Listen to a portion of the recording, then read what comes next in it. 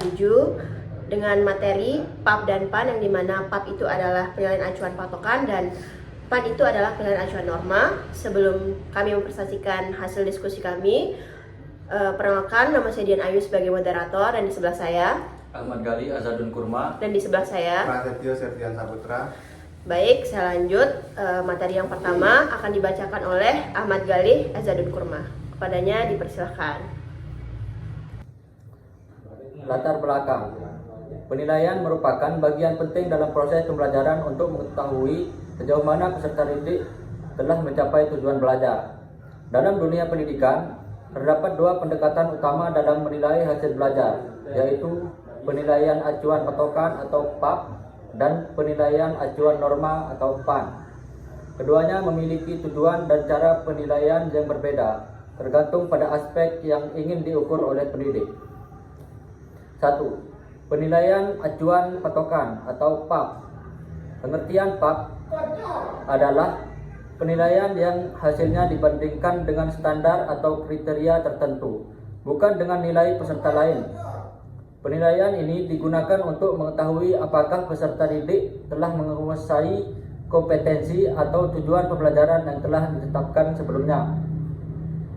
Ciri-ciri PAP memiliki beberapa ciri utama, yaitu penilaian dasar pada patokan atau KKM.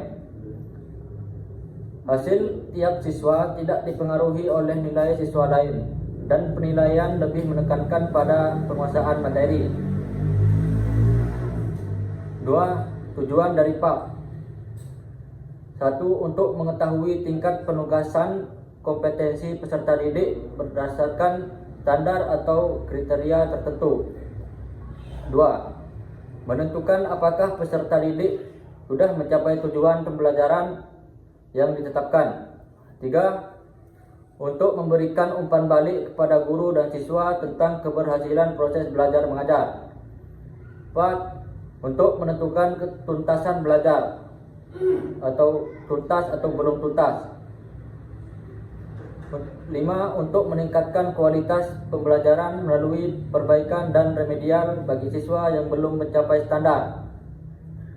Selanjutnya, contoh PAP. Contoh penerapan PAP adalah ketika guru menerapkan KKM sebesar 75, semua siswa yang memperoleh nilai 75 atau lebih dinyatakan lulus. Sedangkan yang di bawah itu perlu memperbaiki hasil belajarnya. Dalam hal ini, nilai tinggi atau rendahnya teman lain tidak mempengaruhi hasil penilaian individu. Cara menyusun perangkat penilaian dengan pendekatan PAP. 1. Menetapkan tujuan pembelajaran. 2. Merumuskan indikator pencapaian. 3. Menyusun kisi-kisi penilaian. 4. Menyusun instrumen penilaian, tes atau non-tes. 5. Menetapkan kriteria ketuntasan KKM. 6. Melaksanakan penilaian dan menginterpretasikan hasil. Selanjutnya, contoh penilaian dengan pendekatan PAP. Guru ingin menilai kemampuan siswa dalam mata pelajaran matematika. Materi persamaan linear dua variabel. 1. Tujuan pembelajaran.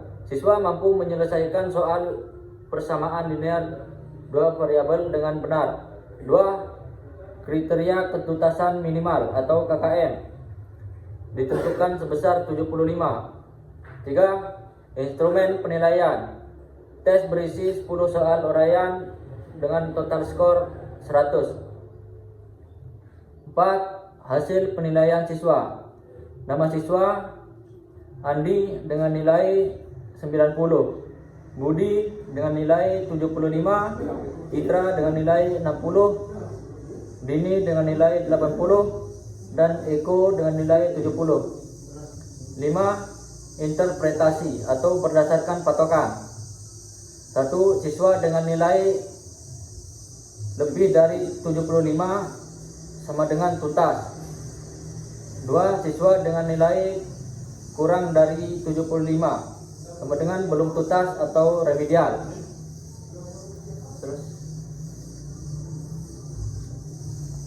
Baik, materi selanjutnya yang akan disampaikan oleh teman kita, Prasetyo, kepadanya dipersilakan. Penilaian acuan norma atau PAN. Pengertian PAN. Penilaian acuan norma adalah penilaian yang hasilnya dibandingkan dengan hasil peserta didik lain dalam kelompok yang sama. Tujuan utama PAN adalah untuk mengetahui posisi atau peringkat seseorang di antara peserta lain, bukan sekedar mengukur penguasaan materi. Ciri-ciri PAN. PAN memiliki ciri bahwa hasil penilaian bersifat relatif karena tergantung pada distribusi nilai kelompok. Hasil seseorang bisa tinggi atau rendah tergantung pada nilai rata-rata teman sekelasnya. Penilaian ini sering digunakan untuk menentukan peringkat, seleksi, atau kompetisi antar individu. Tujuan dari PAN. Yang pertama, untuk mengetahui posisi atau peringkat peserta didik dibandingkan dengan teman kelompoknya. Yang kedua, untuk melihat sebaran kemampuan siswa dalam suatu kelompok. Yang ketiga, untuk keperluan seleksi, promosi, atau kompetisi akademik. Yang ketiga, untuk memberikan gambaran perbandingan prestasi antar individu. Yang kelima, untuk membantu guru memahami variasi kemampuan siswa dalam kelas. Contoh PAN.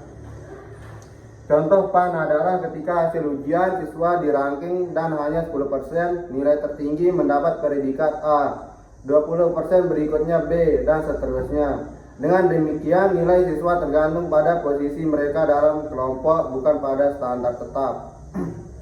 Cara menyusun perangkat penilaian dengan pendekatan PAN. Yang pertama, menentukan tujuan penilaian. Yang kedua, menyusun instrumen penilaian. 3. Melaksanakan tes pada kelompok peserta. Yang keempat, mengolah hasil penilaian secara statistik. Yang kelima, menentukan kategori hasil atau norma kelompok. Yang keenam, memberikan interpretasi hasil. Selanjutnya, contoh penilaian dengan pendekatan PAN. Guru ingin mengetahui posisi siswa dalam kelas berdasarkan nilai bahasa Inggris. Yang pertama, tujuan penilaian mengetahui peringkat siswa dalam satu kelas. Yang kedua, instrumen penilaian. Tes objektif dengan skor maksimal 100. Hasil penilaian siswa. Andi dengan nilai 90, Budi dengan nilai 75, Citra dengan nilai 60, Dini dengan nilai 80, dan Eko dengan nilai 70. Interpretasi atau berdasarkan distribusi nilai. Nilai tertinggi 10% sama dengan A. Nilai di atas rata-rata 20% sama dengan B. Nilai rata-rata 40% sama dengan C. Nilai di bawah rata-rata 20% sama dengan D. Nilai terendah 10% sama dengan E. Nama siswa. Andi dengan nilai 90, Budi dengan nilai 75, Citra 60, Dini 80, dan Eko 70. Perbandingan PAP dan PAN.